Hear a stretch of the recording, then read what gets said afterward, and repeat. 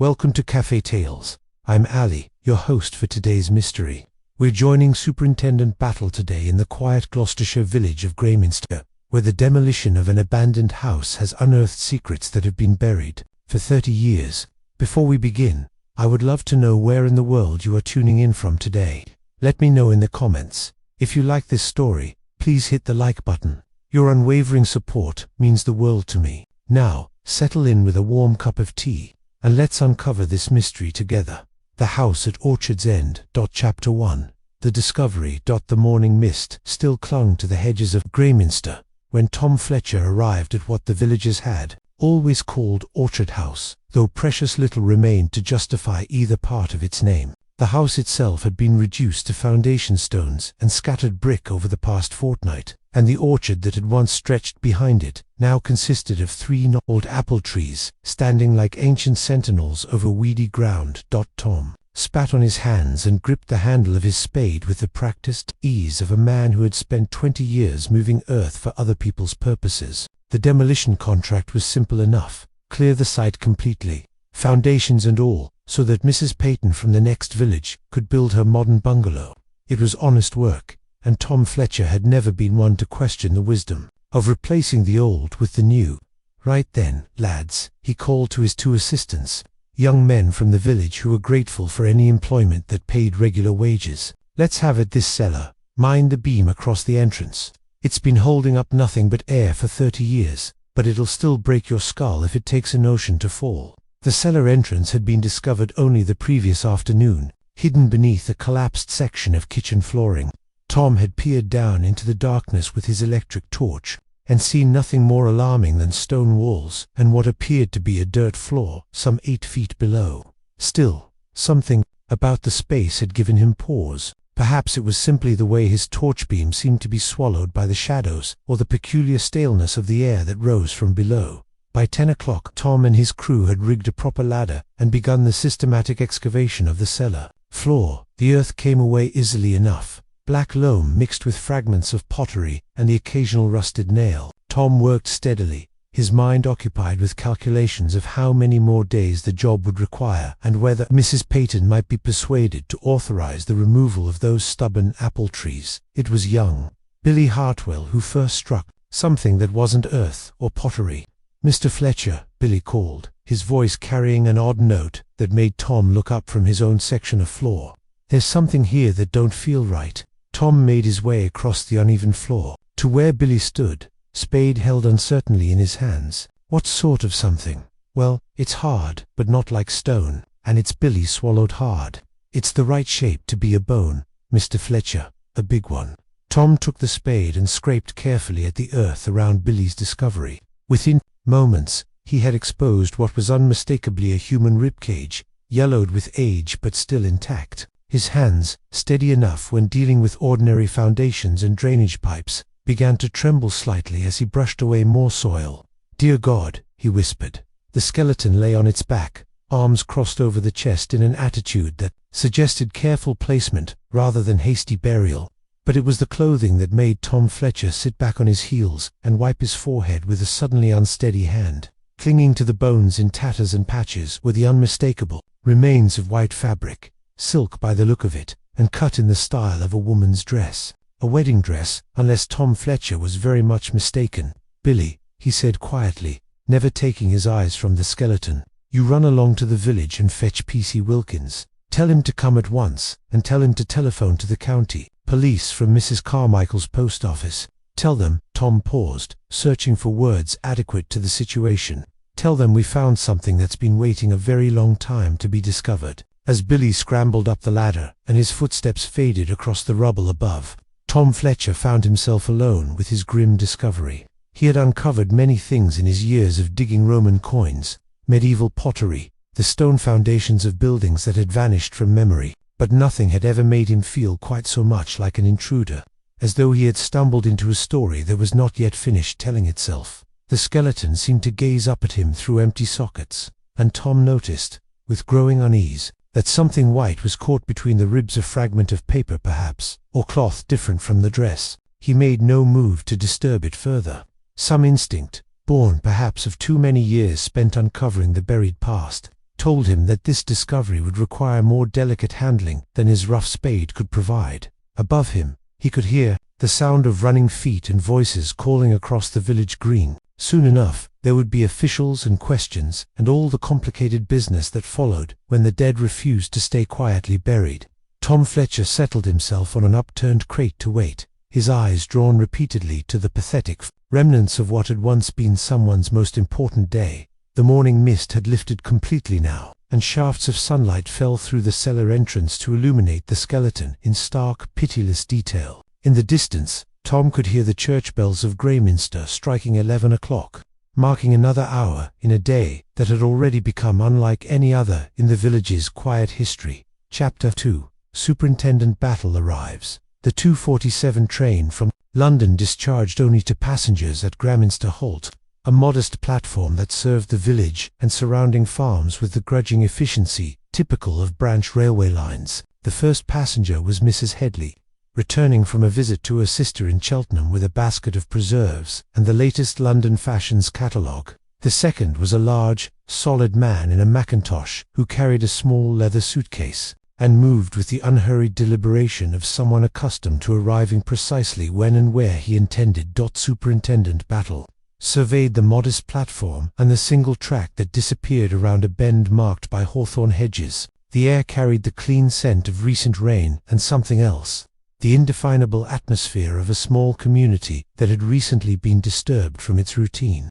He had encountered this particular quality many times before, though he would have been hard-pressed to explain exactly how one sensed such things. Inspector Leach emerged from the single railway carriage with considerably less composure, consulting his watch and glancing about with the barely concealed impatience of a man who preferred the purposeful bustle of London to the apparent inactivity of rural England. Quiet sort of place, Leach observed, falling into step beside Battle as they made their way toward the village proper. Hard to imagine anything very dramatic happening here. That, said Battle mildly, would depend rather on what you consider dramatic. The walk from the station to the village centre took them past neat cottages with well-tended gardens, a Norman church surrounded by weathered headstones, and the inevitable village green, where a duck pond reflected the grey autumn sky. Battle noted details with the automatic precision of long practice: the quality of the housing, the presence of electric lighting in most windows, the general air of modest prosperity that marked this as a community that had weathered recent changes reasonably well. P.C. Wilkins met them at the post office, a nervous young man who had clearly been rehearsing his report since receiving word of their arrival. He led them through the village with the earnest efficiency of someone determined to demonstrate his competence to his metropolitan colleagues. The remains were discovered yesterday morning at approximately 10:30. Wilkins began, consulting his notebook with perhaps unnecessary frequency. I secured the scene immediately and contacted the county police, as per regulations. Dr. Henley, our local physician, examined the remains and confirmed that we were dealing with human bones, of considerable age.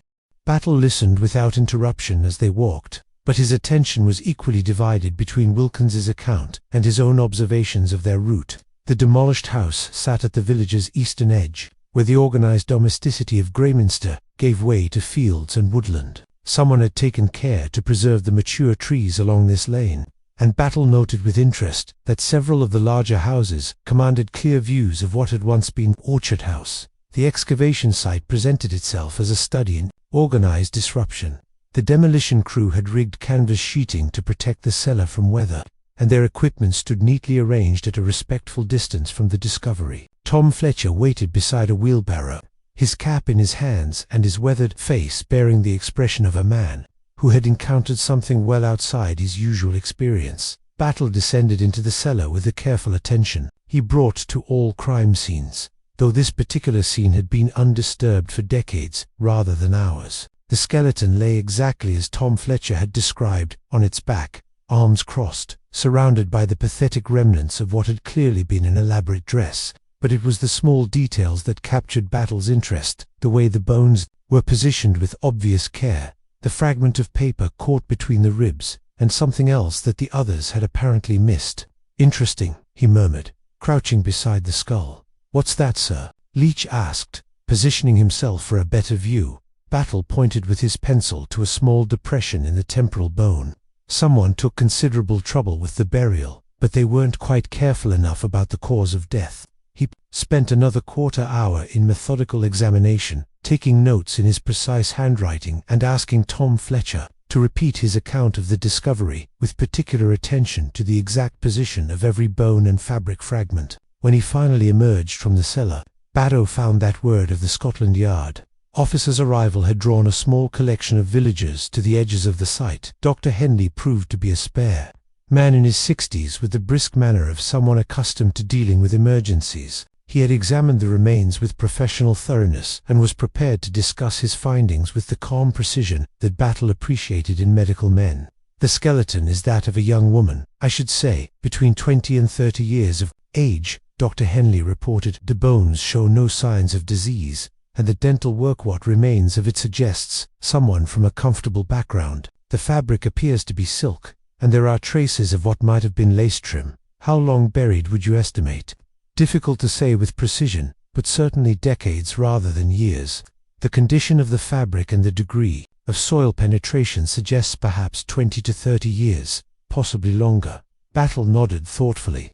These estimates would place the burial somewhere in the 1890s, a time frame that would require considerable investigation into local records and family histories. He made arrangements for the remains to be properly photographed and removed for more thorough examination, then turned his attention to establishing his temporary headquarters. The Red Lion occupied a prime position facing the village green. Its Tudor facade and diamond-paned windows, speaking of centuries of hospitality to travellers. Mrs. Thorne, the proprietress, greeted Battle and Leach with the mixture of curiosity and efficiency that marked experienced innkeepers. She provided them with adjoining rooms on the first floor, and assured them that the inn's dining room could accommodate their needs for meals and informal meetings. Battle settled into his room with the satisfaction of a man who appreciated simple comforts and practical arrangements. From his window, he commanded an excellent view of the village green and the comings and goings of the local residents.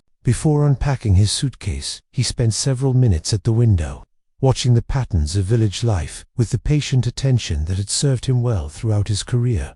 The discovery at Orchard House had certainly disturbed the routine of Graminster, but Battle could already sense something more complex beneath the surface curiosity. Several times he observed residents pause in their conversations to glance toward the inn, and more than once he noticed curtains twitch in windows facing the excavation site. Whatever secrets lay buried with the skeleton in the wedding dress, Battle suspected they were not entirely confined to the past. Chapter 3. The Montford Legacy. Montford Manor stood at the end of a tree-lined drive that spoke of both prosperity and careful maintenance. The house itself dated from the Georgian period, its symmetrical facade of honey-coloured stone suggesting the wealth and position of the family that had commissioned it.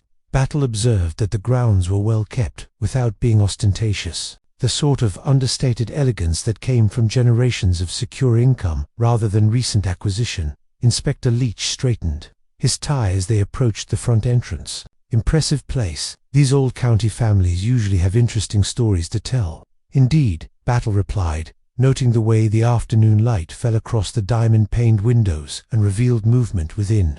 The question is, which stories they choose to tell.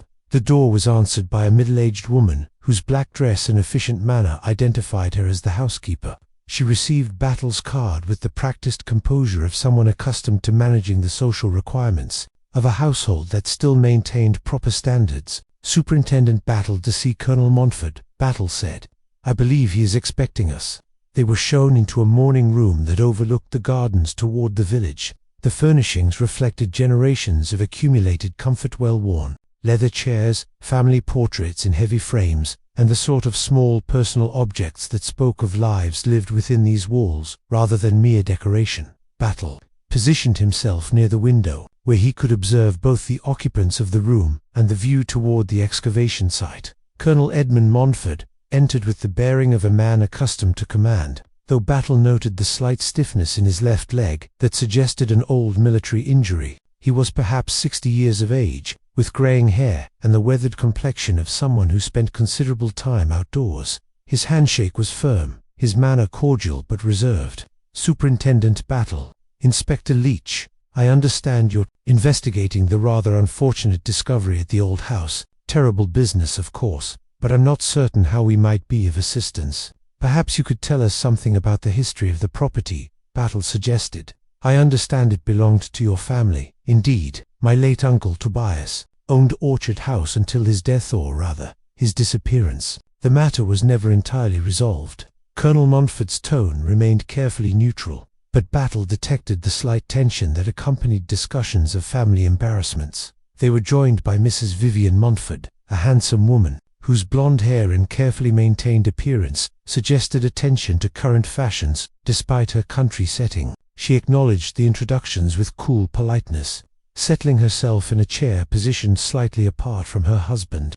"How distressing this must be for the village," she observed, though her tone suggested more irritation than distress. "One hardly expects such discoveries in a place like Greyminster. I do hope the matter can be resolved quickly and with minimal disruption." The conversation was interrupted by the arrival of the younger members of the family. Rosalind Montford proved to be a striking young woman with dark hair and intelligent eyes that reminded Battle of someone, though he could not immediately place the resemblance. Her brother Peter followed, a pleasant-faced young man who bore a strong likeness to his father, but with an easier manner that suggested less burden of responsibility.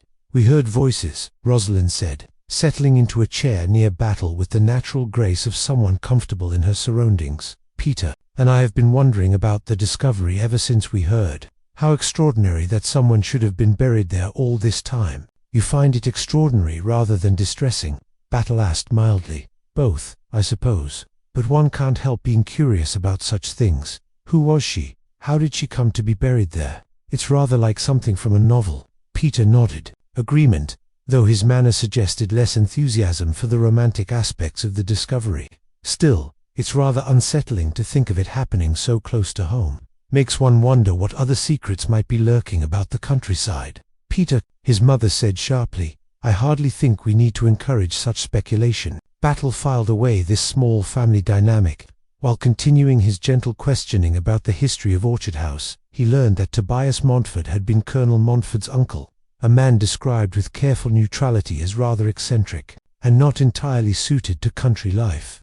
The house had been abandoned after his disappearance in 1898, and the family had made several attempts to sell or lease it over the years without success.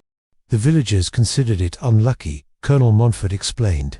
"My uncle's disappearance was never satisfactorily explained, and there were various rumors, most of them nonsense. Of course, but they affected the property's reputation." "What sort of rumors?" "Oh, the usual country gossip. Stories about strange lights in the windows, peculiar visitors, and that sort of thing. My uncle was not particularly sociable, and people tend to invent explanations for what they don't understand." The conversation was interrupted by the entrance of an elderly woman who moved with the careful deliberation of advanced age, but whose eyes remained sharp and alert. Miss Agatha Montford, Battle realized, observing the way the younger family members deferred to her presence. "Agatha," Colonel Montford said, rising to assist her to a chair. "These gentlemen are from Scotland Yard. They're investigating the discovery at Uncle Tobias's house." The effect of this announcement on Miss Agatha Montford was immediate and unmistakable. Her face, which had been merely cautious, became deeply troubled, and Battle observed a slight tremor in her hands as she gripped the arms of her chair. "I see," she said, her voice barely above a whisper. "And what exactly have they found?" Battle described the discovery in general terms, watching carefully as he spoke. Miss Agatha's distress seemed to deepen with each detail, and by the time he mentioned the wedding dress, she had grown quite pale. "Aunt Agatha," Rosalind said, with concern, "are you quite well? Shall I ring for some tea?" No, that won't be necessary." Miss Agatha straightened herself with visible effort. "It's simply rather shocking, you understand, to think that someone has been lying there all these years, and we never knew." "Did you know your brother well, Miss Montford?" Battle asked gently. "Tobias was my younger brother. Yes, we were. Not particularly close in his later years. He had become rather difficult, you understand, moody and secretive. The family was relieved when he chose to live apart from the main house." Battle noted the careful phrasing and the glances exchanged between the other family members. There were clearly aspects of Tobias Montford's story that were not being fully shared, but he had learned long ago that patience often yielded more information than direct questioning. The interview continued for another quarter hour with Battle, gathering basic facts about family history and the timeline of events surrounding Tobias Montford's disappearance. When they finally took their leave, he carried with him a collection of impressions that would require careful consideration: Miss Agatha's obvious distress, Mrs. Vivian's defensive coolness, Rosalind's curious engagement, and the undercurrent of tension that seemed to run beneath the family's carefully maintained composure. As they walked back down the drive toward the village, Inspector Leach consulted his notes with satisfaction. "Useful visit, I'd say. The old lady knows more than she's telling, that's certain." Battle nodded thoughtfully, but his attention was caught by movement at one of the manor's upper windows. Someone was watching their departure with considerable interest, though the figure stepped back before he could identify them clearly. The Montfort family, he reflected, presented all the hallmarks of a household with secrets carefully maintained. Across generations, the challenge would be determining which of those secrets were connected to the skeleton in the wedding dress, and which family member was most determined to keep them buried. Chapter 4. Echoes from the Past. The fragment of paper that had been caught between the skeleton's ribs proved more revealing than Battle had initially hoped. Under the careful examination of Dr. Henley's magnifying glass, the yellowed scrap yielded up its secrets in faded ink that spoke of careful feminine handwriting and urgent emotion. "I cannot bear to think of what Papa will say when he discovers the truth about RM and myself, but the ceremony was beautiful, and June has always been my favorite month." Battle studied the fragment with the methodical attention he brought to all evidence, noting the quality of the paper and the educated script. The initials R.M. appeared twice in the recovered text, along with references to marriage and family disapproval that suggested a clandestine union. "Interesting choice of hiding place," Inspector Leach observed, settling into the chair opposite Battle's desk at the Red Lion, almost as if someone wanted the diary to be found eventually. Or, Battle replied thoughtfully, someone was interrupted while attempting to destroy it completely. Their morning's work had taken them to the village church, where the parish records revealed the first significant discrepancy in the official Montfort family history. Father Morrison, the elderly rector who had served Greyminster for nearly 40 years, had unlocked the registry with the careful reverence of a man who understood the weight of recorded history. The entries for June 1898 showed 3 marriages performed during that month, but only one involved a member of the Montfort family. On June 15, 1898, Tobias Edmund Montfort had married Rose Elizabeth Millicent, with witnesses listed as James Hartwell and Mary Carmichael, names that Battle recognized as belonging to village families still represented in Greyminster 30 years later. "I remember hearing stories about that wedding," Father Morrison had said, adjusting his spectacles to peer more closely at the entry. "My predecessor, Father Benedict, performed the ceremony. It was apparently a rather sudden affair. No banns posted, just a special license, the sort of thing that causes talk in a village this size." Battle had questioned the rector gently about what he might have heard regarding the circumstances, but Father Morrison's knowledge came entirely from second-hand accounts passed down through parish gossip. Still, the pattern that emerged was suggestive of a hurried marriage, family opposition, and the bride's subsequent disappearance from village life within weeks of the ceremony. The afternoon brought them back to Montfort Manor, where Battle's patient persistence finally overcame Miss Agatha Montford's reluctance to discuss family documents. The elderly woman received them in her private sitting room, a comfortable space filled with the accumulated treasures of a long life lived in one place. "I suppose you must see them," she said, her voice carrying the resignation of someone who had exhausted her capacity for resistance, "though I cannot imagine what purpose it will serve to rake over these old troubles." The family Bible yielded the first concrete evidence of deliberate concealment. The marriage of Tobias Montfort was recorded in a shaky hand that differed markedly from the neat script used for other family events. More tellingly, the entry had been partially erased and written over, as though someone had attempted to alter the record after the fact. The original entry showed the bride's name as Rose Elizabeth Millicent. Miss Agatha admitted when Battle pointed out the discrepancies, but later, after the troubles began, someone thought it best to obscure certain details. "What sort of troubles, Miss Agatha?" The old woman's hands trembled slightly as she turned the pages of the Bible. "Tobias was never quite the same after his marriage. He became morose, suspicious of everyone. He claimed that Rose had been taken from him, that someone in the family was responsible for her disappearance. Quite impossible, of course. We barely knew the girl. Battle noted the careful phrasing and the way Miss Agatha's eyes avoided direct contact while she spoke. You say Rose disappeared. When exactly? It must have been late June or early July of 1898. One day she was there, living at Orchard House with Tobias, and the next she was simply gone. Tobias claimed she had gone to visit relatives, but he could never say where or provide any means of contacting her. The family documents revealed a complex web of inheritance and property ownership that had shifted significantly following Rose Millicent's disappearance and Tobias Montford's subsequent mental decline. Battle traced the progression carefully, noting how the ownership of Orchard House and its grounds had reverted to the main family estate when Tobias was declared legally incompetent in 1899. Who made the decision to have your brother declared incompetent? Battle asked. The family solicitor recommended it in consultation with Dr. Patterson. He was the physician here before Dr. Henley's time. Tobias had become quite impossible to manage. He would wander the grounds at all hours, searching for Rose and making wild accusations about what had become of her. Miss Agatha's account was supplemented by Battle's careful questioning of the village's older residents, conducted with the patient thoroughness that characterized his approach to historical investigations. Mrs. Carmichael, now in her 70s and the postmistress's mother, had been a witness at the wedding and remembered the event with surprising clarity. Pretty little thing, Rose was, she told Battle as they sat in her cottage parlor, surrounded by 3 generations of family photographs, not from our village, mind you, came from over Cheltenham way, I believe, met young Mr. Tobias at some social gathering or other. Love at first sight, you might say, though the family weren't pleased about it. Why weren't they pleased? Well, she wasn't quite their class, was she?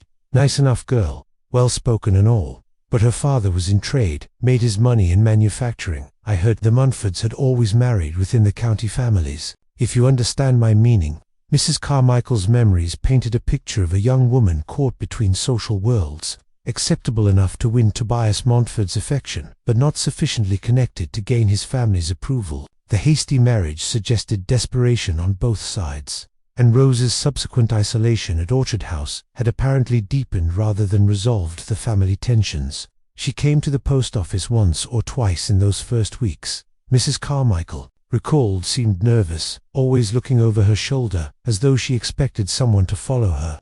Asked about posting letters to Cheltenham, but I never saw her actually send any. The pattern that emerged from these conversations was both poignant and suggestive. Rose Millicent had married into a family that never accepted her, lived in increasing isolation with a husband who grew progressively more unstable, and finally vanished completely under circumstances that no one had thought to investigate thoroughly. At the time, Battle's evening found him in his room at the Red Lion, organizing his notes and constructing the timeline that was beginning to emerge from his patient accumulation of facts. The secret marriage in June 1898, Rose's disappearance within weeks, Tobias's mental deterioration, and his eventual disappearance the following year formed a sequence that suggested tragedy rather than simple misfortune. The diary fragment provided the emotional context for these bare facts, revealing a young woman's hopes and fears about her clandestine marriage and its likely reception by both families, but the fragment's location within the skeleton's ribcage suggested something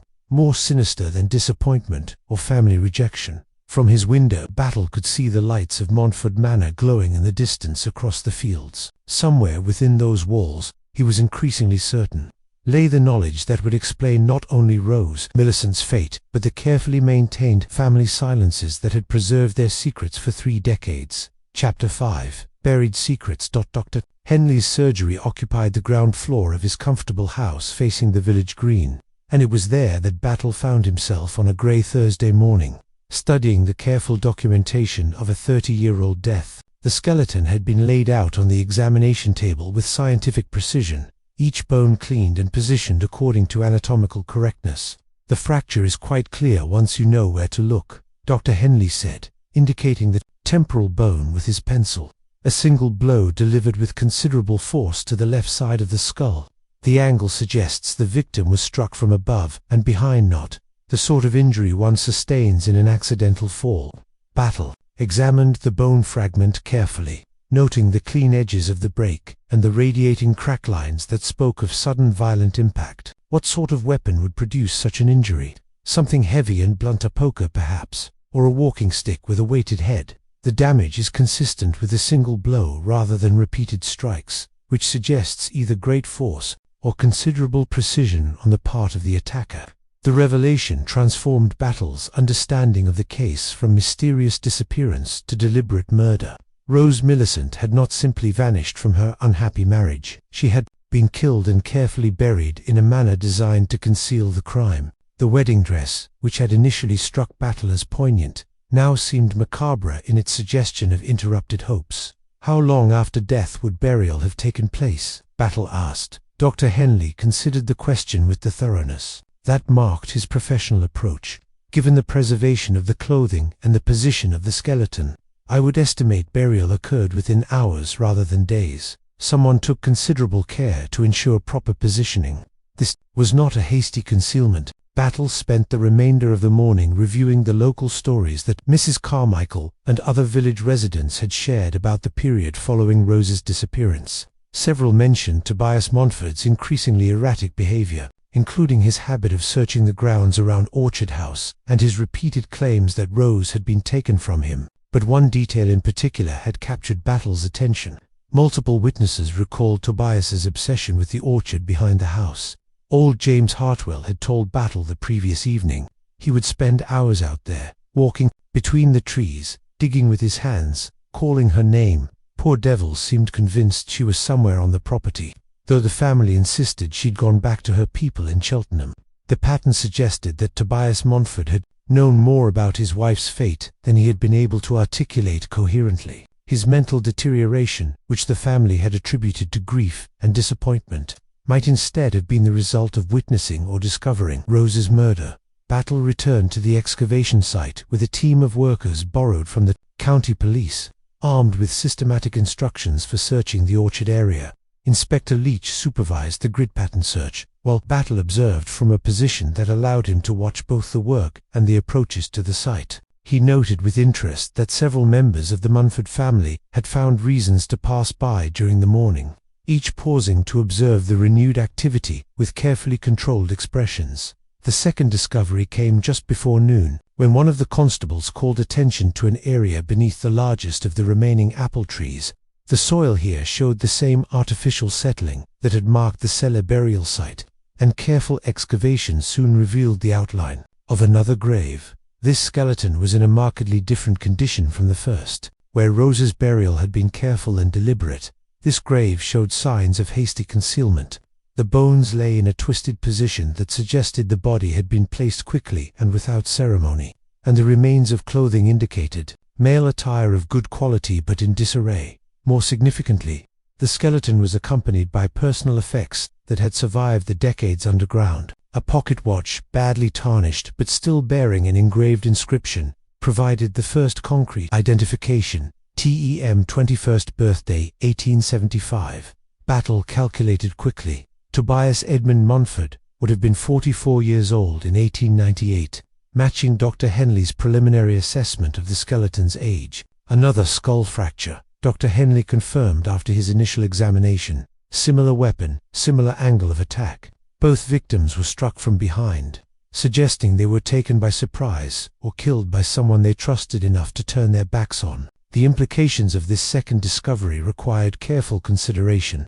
Battle retreated to his room at the Red Lion to organize his thoughts and consult the family documents Miss Agatha had reluctantly provided.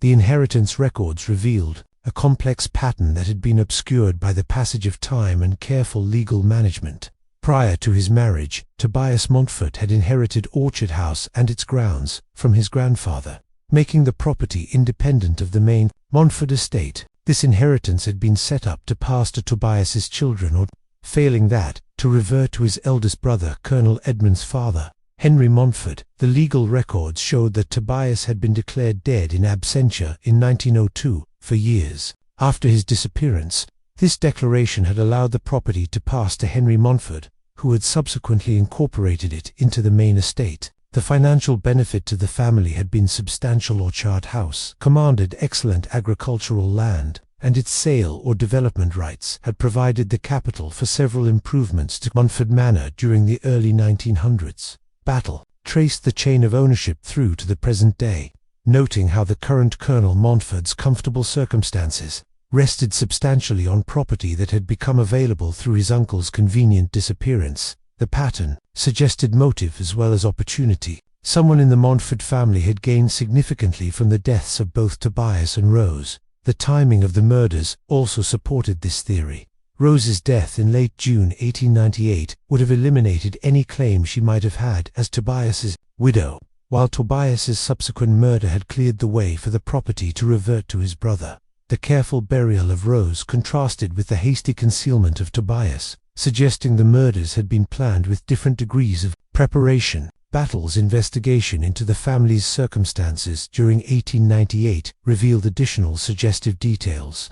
Henry Montfort had been experiencing financial difficulties related to unsuccessful investments in South African mining ventures. The income from Orchard House would have provided exactly the sort of relief his situation required, transforming potential ruin into continued prosperity. As evening approached, Battle found himself contemplating the view from his window toward Montford Manor. The discovery of Tobias's remains had completed a picture that was both tragic and calculating. Two young people, recently married and planning their future together, had been murdered for financial gain and buried separately, to minimize the chance of discovery. The current generation of Montfords was living with the fruits of these crimes, whether they knew the full truth or not. Battle's task was now to determine which family members possessed knowledge of the murders and which among them was prepared to commit further crimes to protect the family's reputation and fortune.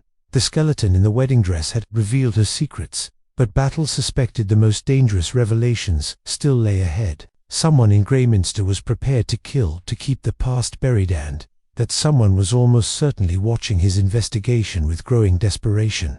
Chapter 6. Present danger. Battle had always been a light sleeper, a quality that had served him well throughout his career. When the soft creak of floorboards in the corridor outside his room at the Red Lion woke him just after 2 o'clock on Friday morning, he lay perfectly still and listened with the practiced attention of a man accustomed to distinguishing between innocent sounds and those that warranted investigation. The footsteps paused outside his door, and Battle heard the almost inaudible sound of someone testing the door handle. When it failed to turn, Battle had developed the habit of locking his door. Even in apparently safe circumstances, there followed a period of silence that suggested careful consideration of alternatives. The sound that came next was more troubling, delicate scraping of metal against metal that indicated someone attempting to manipulate the lock. Battle eased himself silently from his bed and positioned himself where he could observe the door while remaining concealed in the room's shadows. His service revolver lay within easy reach, though he hoped the situation would not require its use. The lock yielded after several minutes of patient work, and the door opened just wide enough to admit a slim figure dressed in dark clothing. Battle waited until the intruder had moved well into the room before making his presence known. Looking for something in particular, he asked mildly. The figure froze, then spun toward the window in what appeared to be an attempt at escape. Battle moved smoothly to block this route, his bulk filling the narrow space between bed and wall. "I think not," he said, his tone conversational despite the circumstances. "Suppose we have a civilized discussion instead." The intruder proved to be younger than Battle had expected, barely more than a boy, with the nervous energy of someone unaccustomed to criminal enterprise. When Battle lit the bedside lamp, the youth's face revealed a mixture of desperation and fear that suggested amateur rather than professional motivation. "I wasn't taking nothing," the boy said, his voice shaking. "Just looking." "Like, looking for what exactly?" Battle indicated the chair by the window, and after a moment's hesitation, the intruder sat down with the defeated air of someone who recognized the futility of further resistance. The story that emerged was both simple and revealing. The boy, who identified himself as Tommy Wilkins, nephew to the village constable, had been paid £5 to search Battle's room and report on any documents or notes that might concern the Montford family. The payment had come from someone who had approached him after dark the previous evening, someone whose identity he claimed not to know. "Spoke like a gentleman, though," Tommy admitted when pressed for details. "Well dressed, knew my name, and circumstances, said it was just to protect the family from unnecessary embarrassment. Nothing criminal about it. Battle questioned the boy gently but thoroughly, extracting a description that could have fitted any of several village residents, but seemed to point toward someone with intimate knowledge of local people and circumstances. The £5 represented more money than Tommy Wilkins was likely to see in several months of ordinary employment, suggesting the anonymous benefactor possessed both means and strong motivation. After ensuring the boy understood the serious legal consequences of his actions and securing his promise to report any further approaches, Battle released him with a warning. But the incident had clarified several important aspects of his investigation. Someone was monitoring his progress closely enough to know when intervention might be necessary, and that someone had sufficient resources to hire accomplices while maintaining personal anonymity. The following day brought confirmation that his investigation was indeed causing anxiety in certain quarters. Battle's careful review of his notes revealed that while nothing had been taken, his papers had been examined with some thoroughness. Someone had been looking for specific information, though the precise nature of their interests remained unclear. His morning visit to Montford Manor provided additional insights into the family's current state of mind. Battle had requested a second examination of the family documents, ostensibly to clarify certain dates and relationships. Miss Agatha received this request with obvious reluctance, but her nephew's presence seemed to steady her resolve. "I suppose we must cooperate fully with your investigation," Colonel Montfort said, though his tone suggested this cooperation came at considerable personal cost. "Though I confess I fail to see what bearing 30-year-old family papers could have on your current inquiry." Battle's patient examination of the documents yielded new details about the inheritance arrangements and family finances during the critical period, but more revealing were the family members' reactions as he worked. Miss Agatha remained visibly agitated throughout his visit, starting at unexpected sounds and watching the door as though expecting unwelcome visitors. Mrs. Vivian Montford maintained her cool composure, but betrayed her nervousness through small gestures, the way she twisted her wedding ring, and the frequency with which she glanced toward her husband. Rosalind Montford proved the most interesting to observe. Unlike the others, she seemed genuinely curious about Battle's methods and findings, asking intelligent questions about the investigation process and showing what appeared to be authentic concern for the historical victims. Yet Battle detected something calculated in her manner, as though her apparent openness served to conceal rather than reveal her true thoughts. Peter Montford remained largely silent during the interview, but Battle noted the young man's tendency to defer to his sister's lead in conversation, and his apparent discomfort when the discussion touched on family financial arrangements. The dynamic suggested that while Peter might possess knowledge relevant to the case, he was unlikely to act independently of stronger personalities within the family. The afternoon brought news of a more serious attempt at interference. Inspector Leach arrived at the Red Lion with word that someone had attempted to break into the Montford family solicitor's offices during the previous night. The break-in had been interrupted by a passing constable, but not before several filing cabinets had been ransacked and a quantity of papers scattered. "Curious thing," Leach reported. "The safe wasn't touched, nor the petty cash drawer.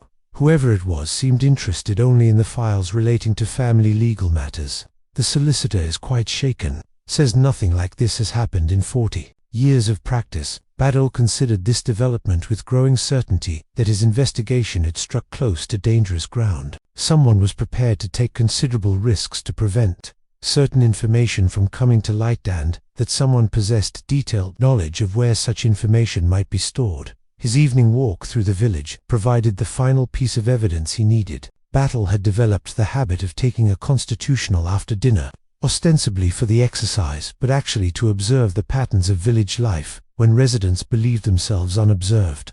As he passed the church, he noticed a figure moving furtively among the headstones with what appeared to be a small electric torch. Battle positioned himself in the shadow of the lich gate and waited with the patience that had characterized his entire career. Within minutes, he was rewarded by the sight of someone emerging from the graveyard and walking quickly toward the manor house.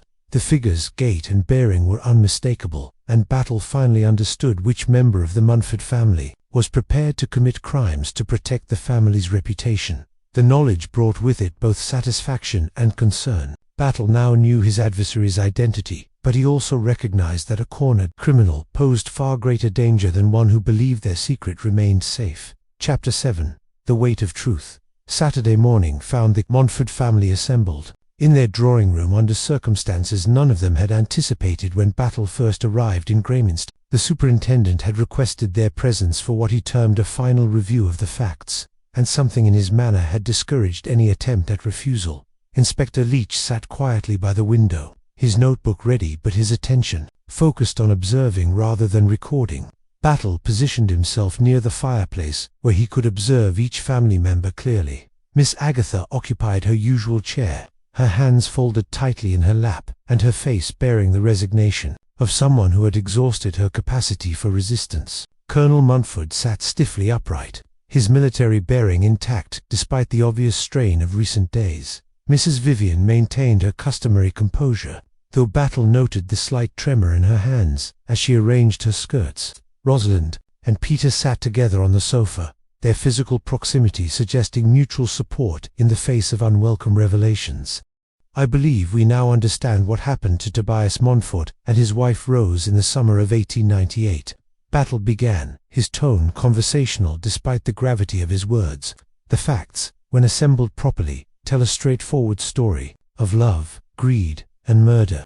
He outlined the sequence of events with the methodical precision that characterized his approach to all cases. Tobias's secret marriage to Rose Millicent had represented more than a romantic gesture it had created a legal claim to the inheritance that would otherwise revert to his brother. Rose's status as Tobias's legitimate widow would have complicated any attempt to transfer the property following his death. The solution was as practical as it was ruthless. Battle continued. Remove both obstacles to the inheritance with a single plan. Rose was killed first, struck down in the cellar of Orchard House, and buried there in her wedding dress, perhaps as a mockery of her hopes, perhaps as a gesture of remorse. Her careful burial suggests someone who knew her personally. Miss Agatha made a small sound that might have been a sob, but Battle continued without pause. Tobias was killed afterward, probably when he discovered his wife's body, or began asking too many questions about her disappearance. His burial was much hastier, suggesting the murderer was working under pressure or had lost the stomach for elaborate concealment. "This is all very dramatic," Mrs. Vivian said, her voice cool despite the circumstances, "but surely you cannot expect us to accept such accusations based on 30-year-old bones and speculation." Battle turned his steady gaze upon her. "The evidence is rather more substantial than that. Mrs. Montford, the inheritance records show clearly who benefited from these deaths. Henry Montford, Colonel Montford's father, was in serious financial difficulty in 1898. The reversion of Orchard House and its grounds provided exactly the relief his circumstances required." Colonel Montford shifted uncomfortably in his chair. "My father was an honorable man, Superintendent. I cannot permit you to suggest otherwise without concrete proof." "I am not suggesting anything about your father's character," Battle replied mildly. "I am stating facts about his financial situation and the convenient timing of his brother's disappearance. But the murders themselves were committed by someone else, someone who had access to both Orchard House and knowledge of family legal arrangements." The room had grown very quiet, and Battle could feel the tension building like pressure before a storm. He had learned long ago that the most effective revelations came not from dramatic accusations, but from patient accumulation of undeniable facts. "The current interference with my investigation has been instructive," he continued. "Someone with intimate knowledge of village life has been attempting to prevent certain discoveries. Someone who knew exactly which documents might prove dangerous and where they were likely to be found." Rosalind Montford had grown very pale, and Battle noticed the way her brother had instinctively moved closer to her on the sofa. "The person responsible for these recent crimes has been protecting a family secret for many years, living with knowledge that was passed down through the generations like a family curse." "Stop," Rosalind said quietly, the word carrying such weight that everyone in the room turned toward her. "Please, stop." Battle waited with the patience that had defined his entire career, watching as the young woman struggled with emotions that had clearly been suppressed for far too long. "You're quite right about the inheritance," she said finally, her voice barely above a whisper, "and about someone in the family knowing the truth. But you're wrong about who committed the murders." Miss Agatha made a sharp sound of protest, but Rosalind continued with the determined air of someone who had finally decided to speak after years of silence. My great-aunt Agnes, Miss Agatha's sister, confessed to the murders on her deathbed in 1920. I was 16 years old, helping to nurse her through her final illness, when she told me what had really happened. She said she couldn't bear to take such a secret to her grave without someone knowing the truth. The revelation hung in the air like smoke, and Battle found himself reassessing everything he thought he knew about the family dynamics. Agnes Montford had been Henry's sister, not his wife, a spinster who had lived quietly at the manor house and died of influenza in the epidemic that followed the war. Agnes killed them both, Rosalind continued, her voice growing stronger as she spoke. She was terrified that Rosa's marriage to Tobias would destroy the family's social position and financial security. She struck Rose down in a moment of panic when confronted with demands about inheritance rights, then killed Tobias when he threatened to expose her. The inheritance was never the primary motive. It was fear of scandal and social ruin. Miss Agatha was weeping quietly now, her composure finally cracking under the weight of secrets she had carried for decades. Agnes made me promise never to tell, she whispered. She said the family had suffered enough that nothing would be gained by revealing the truth after so many years. Battle understood now why the recent interference had seemed both desperate and amateurish. Rosalind had been trying to protect not just the family's reputation, but the memory of great-aunt Agnes, whose moment of panic had destroyed 2 lives and poisoned the family's peace for 30 years. "You've been living with this knowledge since you were 16, Battle observed, his tone gentle, carrying the burden of someone else's crimes and trying to protect your family from the consequences. I thought if I could just prevent you from finding certain documents or delay the investigation long enough, perhaps the truth could stay buried. But I realize now that was impossible." Rosalind looked directly at Battle for the first time. Some secrets are too heavy to carry forever. The confession brought with it a sense of relief that seemed to fill the room like fresh air after a long confinement. Battle spent another hour gathering the remaining details and ensuring that all aspects of both the historical murders and the contemporary interference attempts were clearly understood. As the family began to disperse, each lost in private contemplation of revelations that would reshape their understanding of their own history, Battle reflected on the human capacity for both evil and sacrifice. Agnes Montford had committed murder in a moment of fear, but her great-niece had spent 12 years of her life protecting the family from the consequences of that moment. The weight of truth, Battle thought, was often heaviest not on those who created it, but on those who inherited it. Epilogue. Justice served. The morning train from Greyminster carried fewer passengers than usual on the Tuesday following Rosalind Montford's confession. Battle observed this detail with the same methodical attention he had brought to every aspect of the case,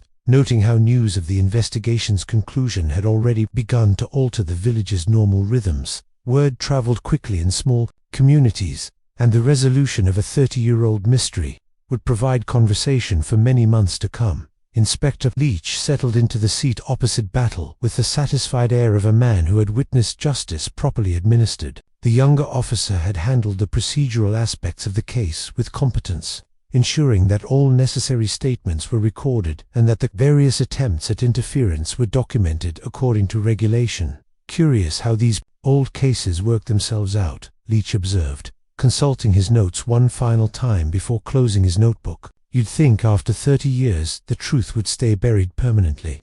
"Truth has a way of surfacing," Battle replied, watching the Gloucestershire countryside roll past the carriage windows, "especially when it involves murder. Secrets like that poison everything they touch, generation after generation."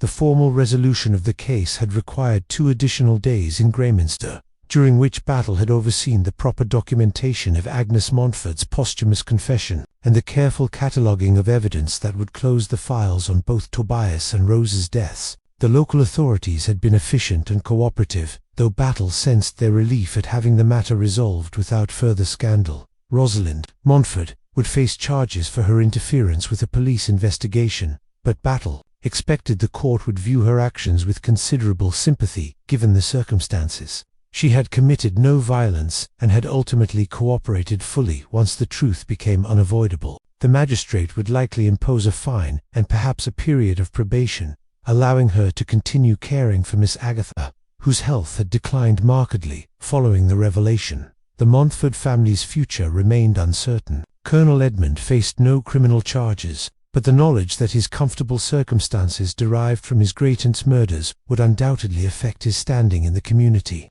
More practically, the family would need to address questions about their ownership of properties acquired through criminal acts, though the passage of time complicated any simple resolution. "What strikes me most," Leach continued, "is how Miss Rosalind carried that burden for so many years. 16 years old when she learned the truth, and she never told a soul until yesterday." Battle nodded thoughtfully. "Fear makes people do remarkable things, both terrible and noble. Agnes Montford killed 2 people because she was terrified of scandal and financial ruin.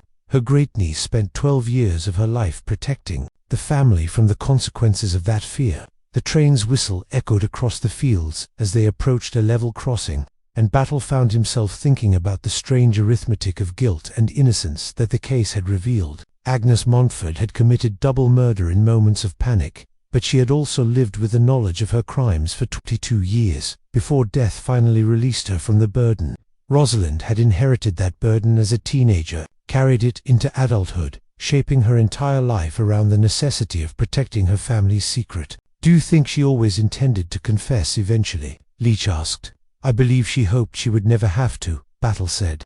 "But when faced with the certainty that the truth would emerge anyway, she chose to speak rather than let the investigation reach its own conclusions. There's honor in that choice, even if it came rather late." The village of Greyminster had received the news of the investigation's conclusion with the mixture of fascination and discomfort that such revelations typically provoked. Mrs. Carmichael had been instrumental in ensuring that accurate information reached every household before speculation could take root, though Battle suspected the story would grow in the telling over the years to come. Rose Millicent, the young woman who had married into the Montford family in hope and died in terror, would finally receive a proper burial in the churchyard where she should have rested 30 years earlier. Dr. Henley had arranged for both skeletons to be interred together in a ceremony that acknowledged their tragic connection while respecting the community's need for closure. Father Morrison had spoken movingly about forgiveness and the heavy price of secrets, though Battle noted that several prominent families had chosen not to attend the service. The legal proceedings arising from the case would continue for some time, but Battle's role was essentially complete. He had identified the perpetrator of the 1898 murders, documented the evidence of their crimes, and resolved the contemporary attempts to conceal that evidence. Justice, in its imperfect human form, had been served according to the constraints imposed by time and mortality. "Makes you wonder how many other families are carrying similar secrets," Leach mused as the train began its approach to the London suburbs. "Most secrets are smaller than murder," Battle replied. "But you're right that every family has things they prefer not to discuss. The difference is whether those secrets require active concealment or simply polite silence." The train pulled into Paddington Station with the punctuality that marked efficient railway service, and Battle gathered his belongings with the methodical care that characterized all his actions. The case files would require proper organization back at Scotland Yard, and there would be reports to complete and supervisors to brief. But the essential work, the patient observation and careful deduction that solved crimes, was finished. As they walked through the station's bustling concourse, Battle reflected on the human capacity for both evil and redemption that the case had demonstrated. Agnes Montford had committed terrible crimes, but her confession to Rosalind suggested a conscience that had never entirely accepted what she had done. Rosalind herself had chosen protection over justice for 12 years, but had ultimately found the courage to speak the truth when circumstances demanded it. The afternoon edition of the London papers would carry brief mentions of the case's resolution, though the details would be sparse and the language carefully so. The full story would remain largely within Greyminster, where it belonged, adding another chapter to the long history of a village that had seen birth, death, love, and loss across countless generations. Battle returned to his desk at Scotland Yard with the quiet satisfaction of a man who had completed his work properly and thoroughly. The case of the skeleton in the wedding dress was closed, but the questions it had raised about family loyalty, moral courage, and the weight of inherited guilt would linger in his mind for many years to come. Thanks for joining us for The House at Orchard's End. If you enjoyed this tale of family secrets with Superintendent Battle and the dark legacy of inherited guilt spanning generations, Don't forget to subscribe for more Superintendent Battle mysteries. Until next time, this is Ali signing off from Cafe Tales.